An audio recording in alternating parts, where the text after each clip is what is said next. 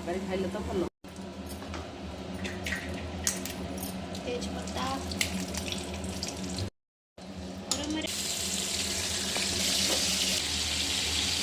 हळदी गुंडा, हलदपुर मसला, काश्मीरी लंका गोटे चामच, मोचा सिझेकी रखिदेली मोचा पकेइली एबे वर्तमान पकेइली ताकू भलरे भाव खड़ा हो गला। एबे पानी देवी बोट चना आ भजा होता बड़ी पकाइली।